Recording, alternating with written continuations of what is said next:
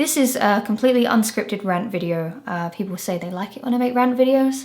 This is just coming straight from the heart. I have been what they call an influencer for the last 9 years at least. I have seen a lot of things change in the influencer game. When I was starting out on YouTube, it had only just become possible to earn money from making videos. I have been an influencer since before the word influencer became such a dirty word, before it became the norm for media outlets to pile on influencers and say that we're all multimillionaires and how we're all scamming young children, etc. I've seen influencers come and go. I've seen trends come and go. I've seen websites be born and die. And one part of influencer culture that I don't think I'll ever be able to forget, because it still happens, but not so much on the scale that it used to, is the idea of notices.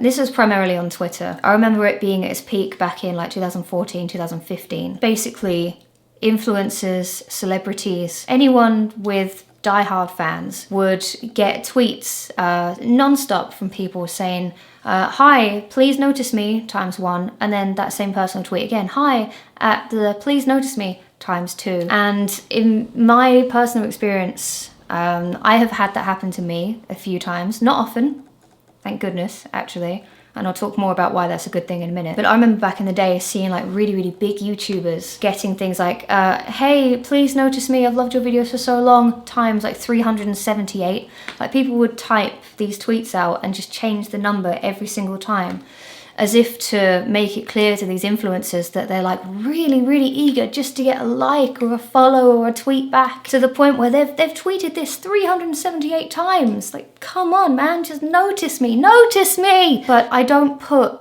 this aspect of influencer culture on the fans of these influencers at all. Even though, looking back, it was something that you can look at with judgment and go, oh, geez, I remember doing that when I was young, or, you know, oh, why would you be doing that? It was ultimately a byproduct of the type of influencer culture that used to exist and still to some degree exists now. To those people who do still do this in 2021, and I don't see it myself at all personally, why are you so eager for this person that you don't know to know about your existence? That's the whole thing about this notice thing that used to always get me. It's just like the idea of you're just giving yourself up entirely. You'd do anything to get this notice. Like your whole evening depended on it. Like you were feeling sad, but if one influencer that you liked your tweet or said, hey, hope you feel better soon, you know, it would change everything. And again, that's not on the people tweeting those things. It's the byproduct of the culture that, unfortunately, I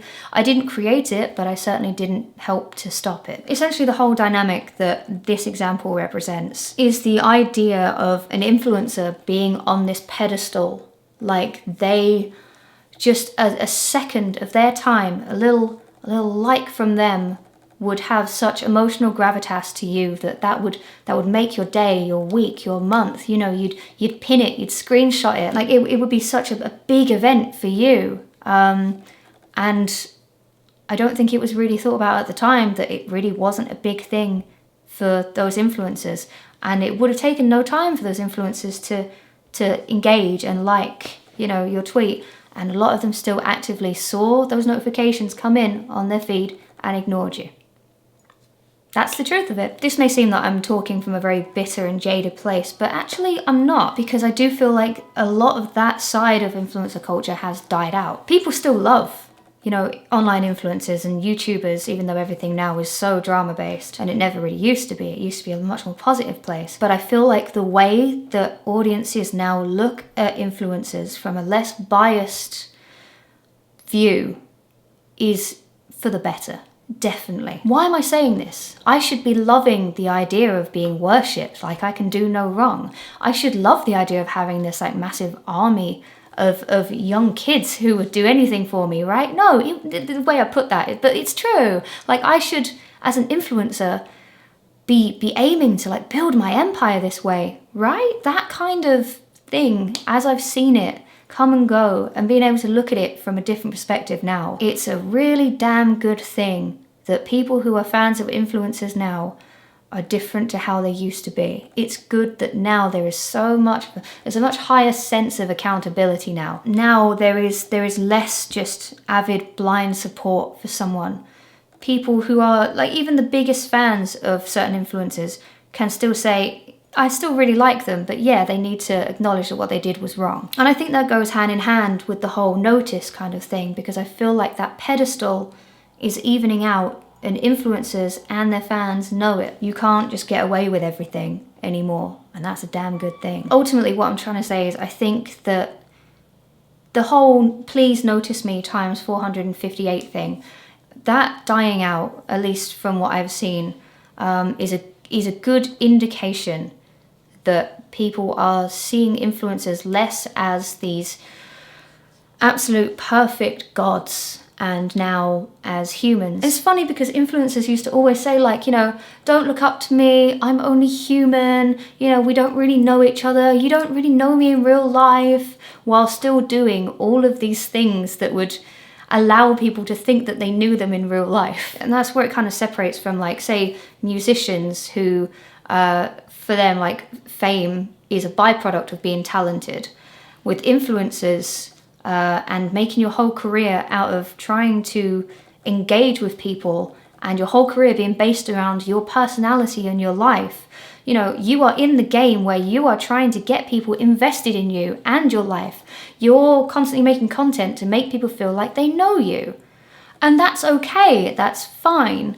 But when you then fuck up, and you use the excuse of, you know, you don't really know me, you know, no one really knows what goes on behind the camera. It's weird. You can't do that. And I think influencers are realizing that now. Another thing that used to be very popular, which isn't so popular anymore, now it's kind of done more tongue-in-cheek, is back in the day with influencers, they used to perhaps make a YouTube video, tell everyone that it was out at 8 p.m. and then when it came out, it was just the done thing. And I did it too. So I want to make that clear. You'd post a video and say, new video, retweet for a DM or retweet for a follow. And it's kind of interesting looking back at how that used to be like the done thing. It was just always a thing. You know, like, oh, I got a DM from Tyler Oakley, or, oh my God, Connor Franta followed me, you know, in exchange for you promoting their business to other young people who you hope then are also gonna send you all these follow tweets and, you know, be at your beck and call. It's weird looking back at how it used to be, and seeing that fade out is a good thing. And like I said before, I'm an influencer still to this day, as well as being a musician. Should I be saying these things? Should I not want, you know, a massive outreach of stans? I want people to support what I do, but I want it to be on their terms. I want them to do it not because of a DM being promised to them, because then that makes it feel like, you know, oh, I'll do all this, I'll spread the word about your career, I'll tell everyone about this new thing you've done in exchange for you messaging hi, smiley face. It's just kind of interesting to me how that was like a done thing. Ultimately, influencers are business people, and they do have to find new ways to gain new audiences. And I have participated in some of these things over the years. I'm just stating that as an influencer, I think it's good that certain aspects of influencer culture and the way that influencers would use their influence on a young audience and feed into this idea that they are above their fans. I'm glad that those days are disappearing and transforming into a more even, it's not perfectly even, of course, but I'm glad that this is coming down to more, you know what I'm trying to say. Do I hate all influencers? No, I am one, as I keep fucking saying. And do I think they should all stop existing? No. Of course I don't. I think influencers have the power to do good. I think you can just, you know, you can make videos that make people happy. You can make videos that make people laugh. And you know what? Maybe your life is interesting enough where, you know, just talking about your personal life is interesting. Hell, even the drama channels, even if you know, if those videos are entertaining someone, then I guess they have a right to exist, kind of thing, right? But it's been nice to see a gradual shift in a power dynamic, and seeing it go from fans relinquishing any sort of power to fans taking that power back and seeing attempts to be influenced and making up their own minds. It's a good thing. That's what I'm trying to get out with this whole video. I hope this made sense. I hope that I come across as a good influencer. I hope that people think I have good morals. I don't know if I've always had good morals. I can't say that. It's not for me to say. I like to think that I've learned a lot and that I take it more seriously now, and that I am acting more responsibly than I used to. And I've seen a lot more influencers who used to do these things every day act more responsibly too, because I think they've just become increasingly aware of how inappropriate and irresponsible it was. Anyway, thank you for watching my rant. I hope you enjoyed it. Let me know if you agree or disagree. And until next time, I shall catch you later.